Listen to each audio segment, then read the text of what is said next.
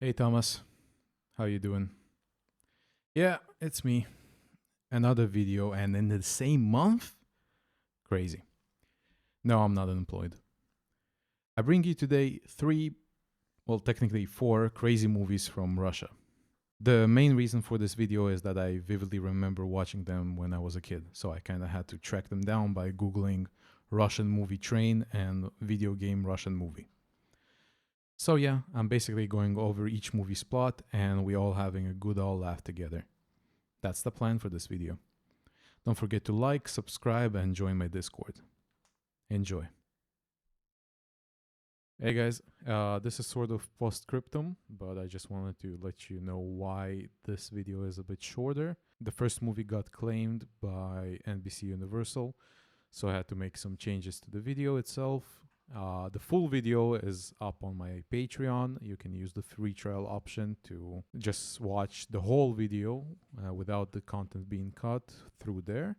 Link is, of course, in the description. So, yeah, still enjoy the video. It's a really good video.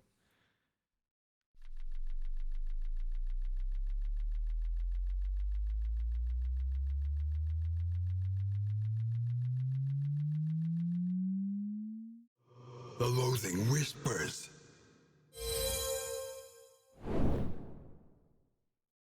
Hooked on the Game 1 and 2 are the most unnecessarily convoluted films I've ever seen. The concept sounds cool and simple. A group of gamers win an esports tournament and receive a disc for a brand new game, which gives them superpowers relating to those skills they had in their respective competitive games. But listen, bro, these movies are anything but simple.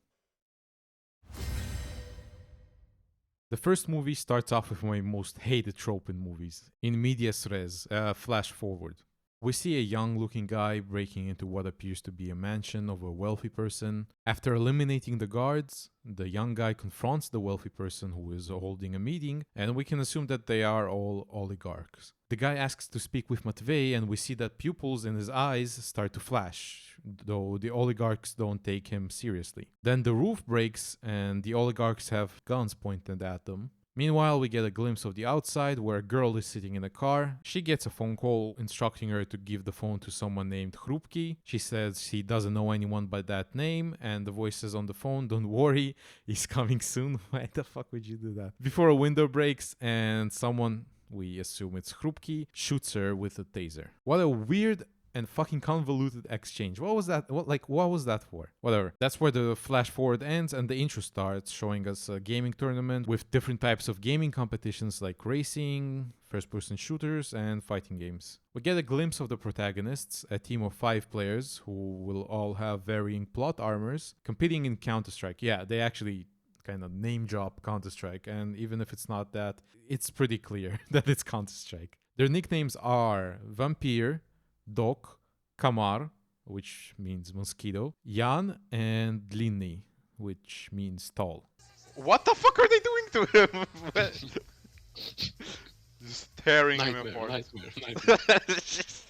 Vampire coordinates their tactics, and Doc exclaims that he would like to be coordinating but is denied by Jan. We briefly see Vampire meeting with a guy named Max who is competing in a fighting game tournament. Vampire's team eventually wins the tournament, Max also wins his tournament, and they all get awarded medals and a new game called Virtus Antiterror from the suspicious sponsors of the tournament. Max gets home and tries playing the new game, but this causes the computer to play some kind of high-frequency sound waves that make him hallucinate, and he sees himself inside the fighting game, and it also breaks his computer. He tries taking his computer to the repair shop, where he meets some of Vampire's teammates, and they all realize that all of them had their computers broken by that disc. A private detective follows them and takes pictures as they leave the repair shop. We get introduced to the antagonist now, Boris Grumov, which is played by the same guy, by the way, from the last movie. He's trying to find a new energy resource using palladium, and is being told by the researcher that it would take a while and a lot of money. His son, whose name I don't remember, who cares anyway, it's like he appears like 2 or 3 times, is arguing against investing in that, saying it'll cost like too much money and who cares about preserving the earth. Boris gets a call from Colonel Lebedev of the FSB, who tells him that their plan can go forward and the mercenaries will be coming soon. In the next scene, Vampire and his girlfriend Rita are hanging out. Vampire sees a shooting range and tries to win the biggest slush for Rita. As he picks up the gun, he sees a crosshair in his vision, just like in his video game, and manages to win the prize. They're shooting Hitlers.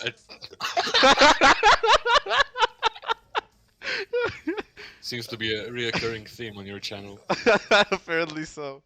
Maxime, meanwhile, is in uni, struggling to concentrate on the lecture. He sees a girl outside, Lena, and tries asking her out. She agrees, though reluctantly, stating that her boyfriend is a professional boxer. Maxime and Lena go to some back alley shisha bar, and Lena gets pestered by a sharply dressed guy. Lena denies his advances, and he does the unthinkable and throws nuts at her. Maxime retaliates and throws hot coffee in his face. Run! He assaults us with nuts! Run!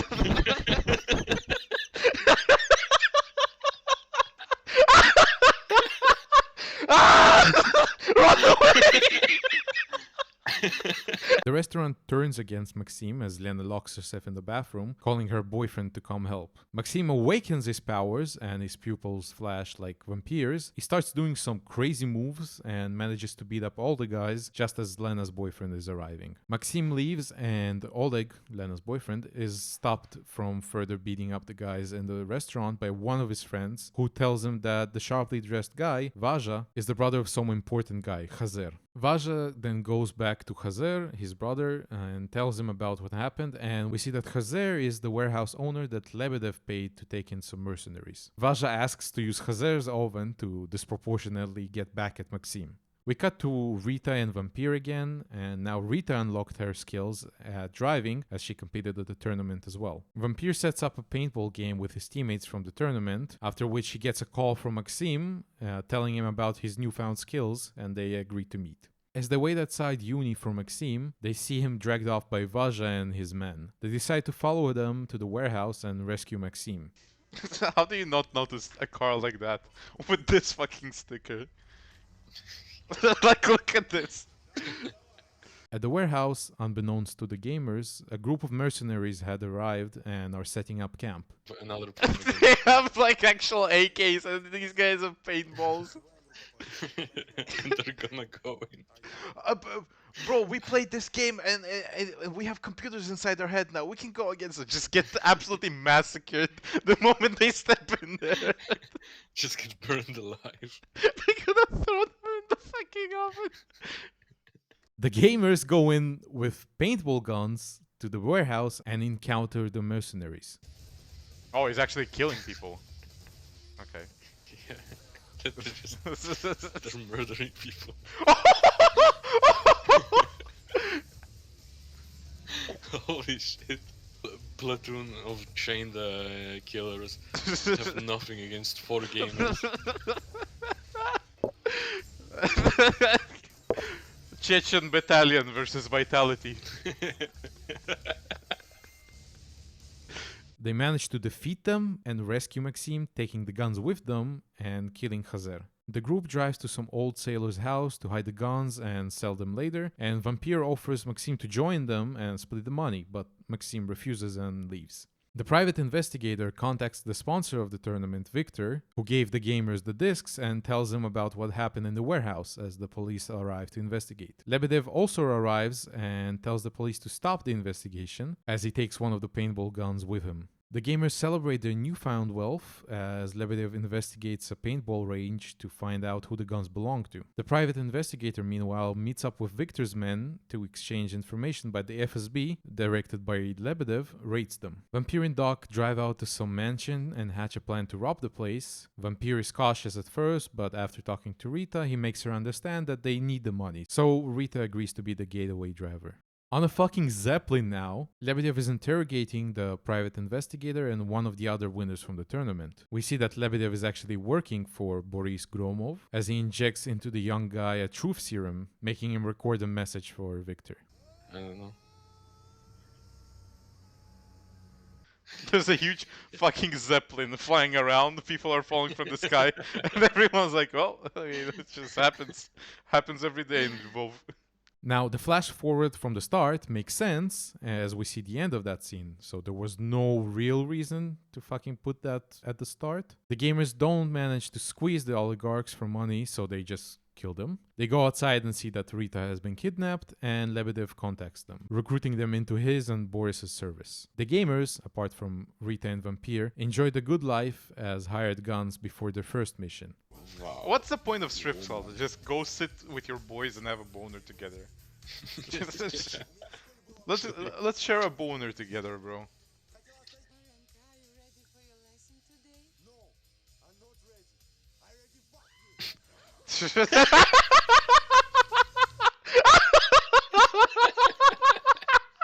No, I'm not ready. I already fuck you. Who wrote this shit, bro?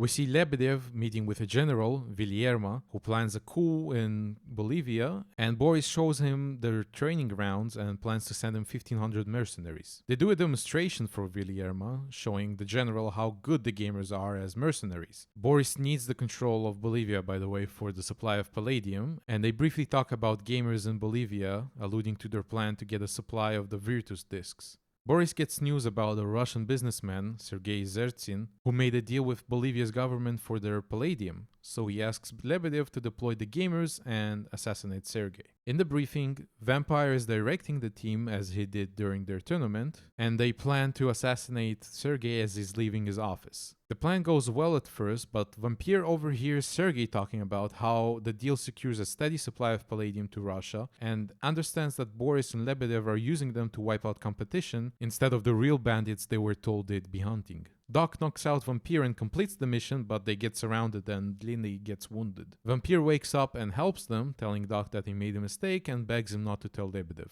Doc then shoots a bus driver, causing the bus to flip over with all the passengers inside and allowing them to escape. As they leave in an ambulance, Rita gets shot in the stomach. They arrive at the extraction point, but Lily is already dead. So they just leave him in the ambulance and blow it up. That was the end of the first movie. You see what I mean about it being fucking weird and convoluted? Yeah, just fucking wait for the second part. The second movie starts immediately from where we left off. Rita is bleeding out, but Lebedev manages to get her to a specific hospital to make sure she's taken care of. Vampire leaves her a note and then goes back with the team. Meanwhile, Victor is securing a shipment of more discs using a ship owned by a guy called Dario. Rita recovers in the hospital and reads Vampire's note, instructing her to contact Maxim and get some money from an ATM. Vampire also contacts Maxim asking him for help. Boris congratulates the team for completing the mission, even though it went south, and Lebedev informs Vampire that Rita is doing alright. We get a montage of the team mourning Glynny as if we fucking cared about him at all. We did not care about this character enough to have this Yeah. scene. All I good. really didn't care. I like how they don't have any like cool scenes of him, just scenes of him like looking around, because he had Yeah, because nothing to it's just a contribute. side character. Lebedev manages to locate Victor and the shipment and sends the team to secure it. Doc has now taken control of the team and is the one doing the briefing. While that's happening, Rita dies in the hospital from a clot, and Lebedev informs Vampire, who appears sad and leaves the briefing room. But then he goes to his room and actually celebrates, as we see that Rita wasn't actually dead and Maxim just helped her escape the hospital. Boris, meanwhile, visits the researchers again, but this time with a supply of palladium. And the researcher tells him that the technology will only be viable if palladium prices drop down. We cut to the team securing the ship and having a really weird and drawn out standoff with the owner, Dario. Eventually, they manage to take Victor and bring him to the safe on the ship and try to force him to open it. Doc goes off the fucking rails and kills Victor's son and injects Victor with that fucking truth serum. Vampire retaliates and holds the team at gunpoint, telling them that if Boris and Lebedev get their hands on the disc, they'll just create more people like them, and it will obviously cause chaos. Jan appears to join Vampire, but just knocks him out. The team then ties Vampire to the ship as they set up explosives and extract the discs from the safe. Just before they leave, Kamar gives Vampire the keys to the handcuffs, allowing him to escape before the explosion. Lebedev and Boris meet up with Villerma and secure a deal, exchanging the palladium for the discs. Boris then tells his son that he is stepping down and letting his son control the company from now on. Lebedev, meanwhile, meets in secret with someone representing the same group that Sergei, the team's first target, was a part of. He tells Lebedev that they are willing to pay him to secure some of the discs for them as well. Why is he dressed like an usher? Like a waiter? Rita and Vampire reunite while Maxim goes out to beat the shit out of Oleg, Lena's boyfriend, remember, to secure her for himself. He made him a cuckold. He beat him into cuckoldry. Boris sees on the news that Vilierma is exacting a full-on civil war instead of the coup for the Palladium. Rita and Vampire go back to the shipyard where the team hid the stolen weapons and recover them, planning to assault the training camp. Kamar defects from the group and joins Vampire. They hatch a plan, but realize that they need Maxim's help, so they decide to fake a kidnapping for Lena, who is now enjoying Maxim, to get him to join them. They're gonna show like actual just porn. You saw he's touching her nipple and everything. What the fuck? He wrote the script, so he. He wrote himself into the script thing. The team now executes their plan to assault the camp, and they go about it in the weirdest, most fucking unnecessary way ever. Rita poses as a newlywed wife, drunk, to get the guards to drop their, guard, so that Maxim, who is posing as her husband, can get inside. But then they all just run inside. Just, so what the fuck? What a stupid fucking plan. Thomas, what was the point of all of What? that? They could have just drove in. Yeah, I don't know. What was the point of all of this bullshit? They could have just fucking drove in. Because the alarm is raised anyway. Anyway, they manage to get inside the base and inside the Zeppelin, but in a complete twist, Kamar double crosses them and locks them inside the interrogation room. Meanwhile, Jan and Doc get the safe code from Boris and steal the discs from themselves. Doc can't help himself and goes to gloat to Vampire and reveals that it was all part of their plan. They leave, blowing the Zeppelin up, but get stopped by Lebedev's team, who is also assaulting the camp. They run back to the Zeppelin, asking Vampire for help, who obviously refuses to let them leave with the discs. Maxim gets angry now, realizing that Vampire lied to him about Lena being kidnapped here, and gets shot by Rita. Doc, meanwhile, gets shot by Jan, who just wants to leave with the money and doesn't care about the discs. Vampire lets Kamar and Jan leave and destroys the discs. Maxim, who is presumed dead, Rita and Vampire surrender to Lebedev, and in the last scene we see Rita picking up Vampire, who is being released from prison, and in the back seat, their child, assuming, is playing on some contraption. What the fuck is this device? Team deck. The end. This movie is so fucking stupid. Almost every plotline feels so artificial and so forced. Like the whole plotline with the secret guy who meets with Lebedev, what the fuck was that for? Like, the only purpose I can see for it is that they wanted to Lebedev for some reason storm the camp at the end. But it doesn't make any sense. Like, why? Like, whatever. Who cares? So fucking stupid. Anyway, I had a blast watching it though with Thomas, so I can't say I wouldn't recommend watching it with someone while drunk. In this world, wealth is worthless without purpose. Hey guys, remember how I mentioned in the last video Alexei Dvorak, who sponsored the video? This video is sponsored by Alexei Dvorak. Unfortunately, he had passed away, so we held a Discord funeral for him, as is customary. So I am in need again of a sponsor for my videos. So I'm kindly asking you to subscribe to my Patreon. So stupid. If you like the videos, that is, of course. Thank you and enjoy the video. The loathing festers.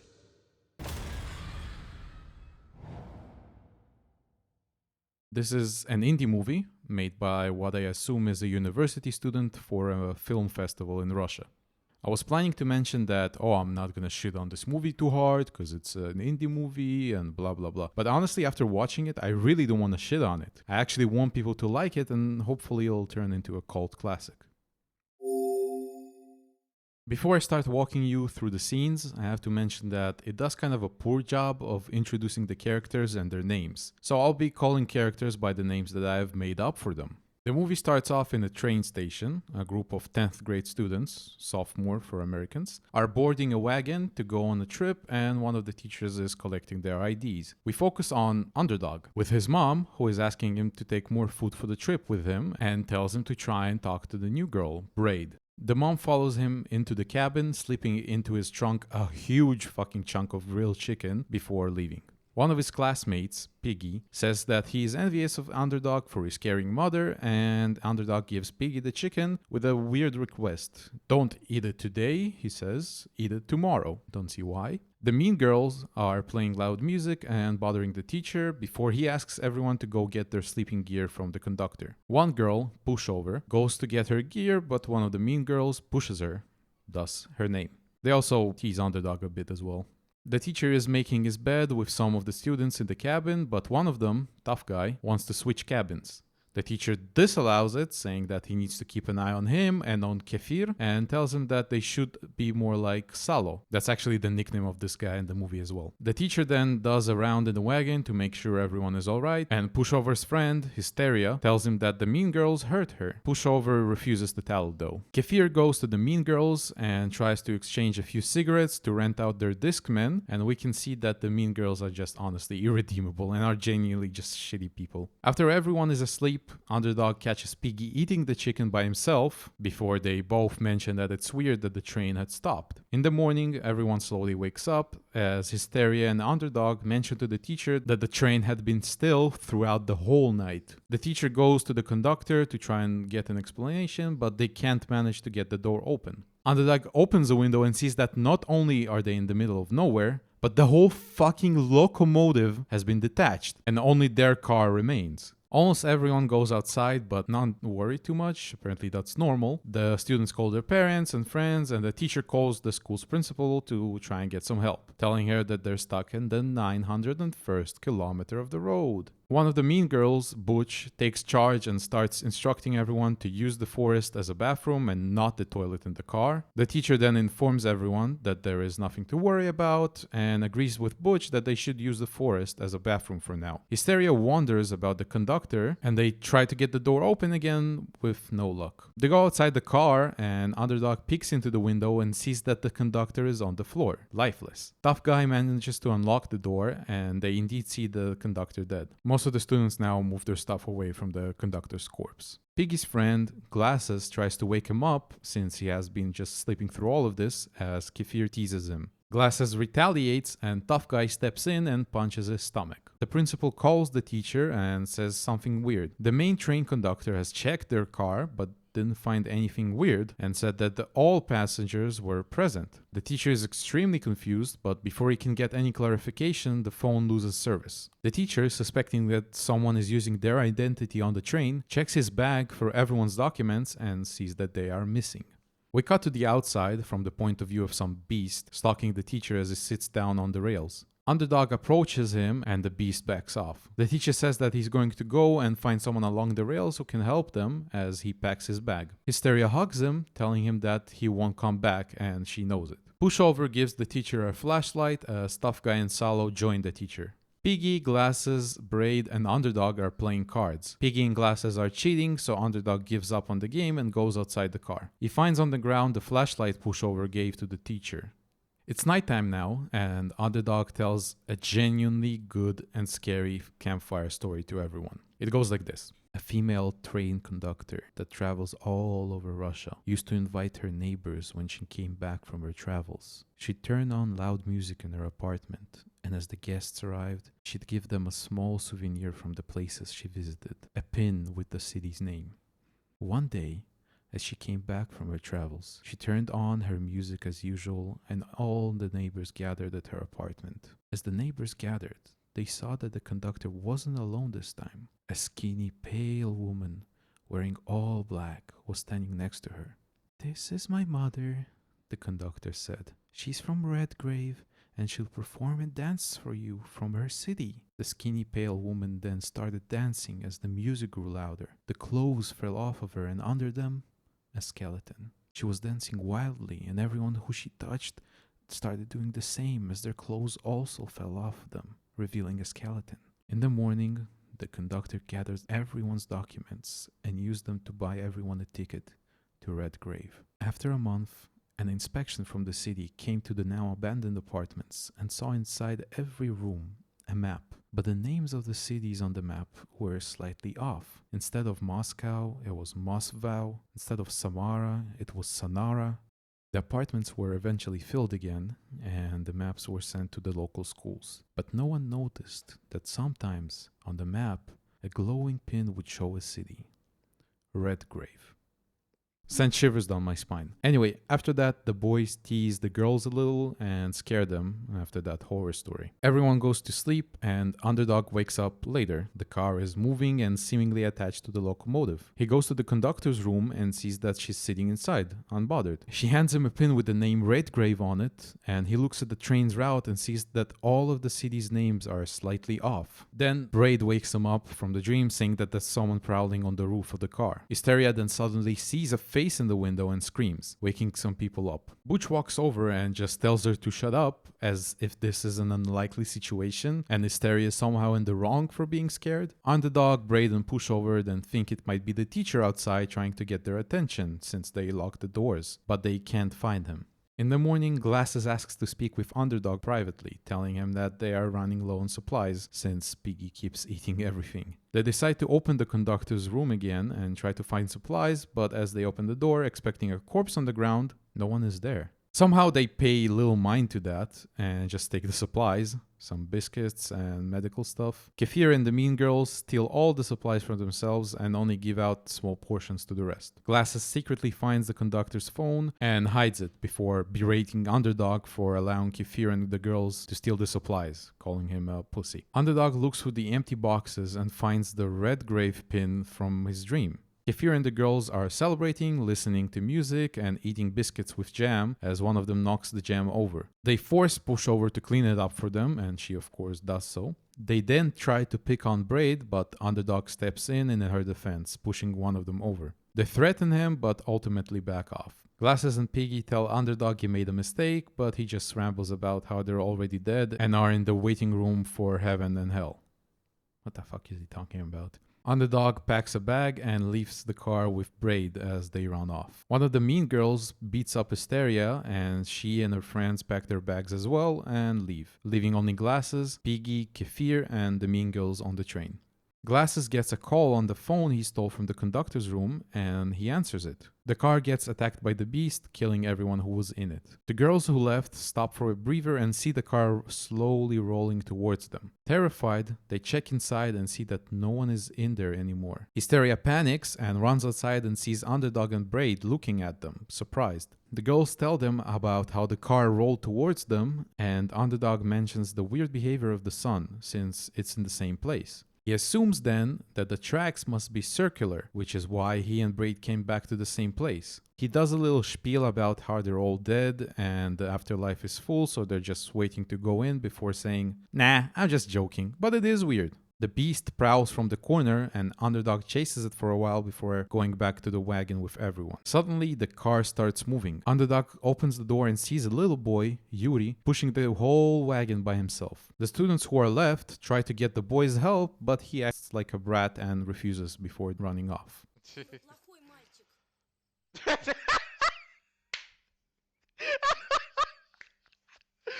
your only fucking hope, and you're like, bad boy, naughty boy. They wake up the next morning and realize that one of them is missing. Yuri then enters the car and tells them that the girl paid them 5,000 rubles, so he helped her get to the nearest city and asks them to do the same, which they refuse for some reason. He then tells them that they are all his toys, and this is where the plot thickens. Underdog realizes that the only place a train's tracks are circular are in children's toy train models, and kinda believes Yuri. Yuri then takes Underdog and Braid to show them where he plays with them from, as the rest sneak out. Yuri brings them to a building in the middle of the forest, while the rest encounter a magical wall. Braid and Underdog are shocked as Yuri shows them the proof that they are all just toys, showing them the girls in the forest as he kills them with the beast. Underdog tries to stop him, but Yuri is just too strong. Yuri kills the girls and then shows Braid and Underdog his toy collection and the disc for Braid's model. He starts toying with Braid, turning her on and off again while he tells Underdog that Braid and him are his favorites and he always kills them last. Underdog, enraged, hits Yuri over the head before pulling out the chip from his head and collapsing. The last scene shows the teacher, now playing as a father for Braid and Underdog. They chat before the car crashes and Yuri's satisfied face fills the screen. The end.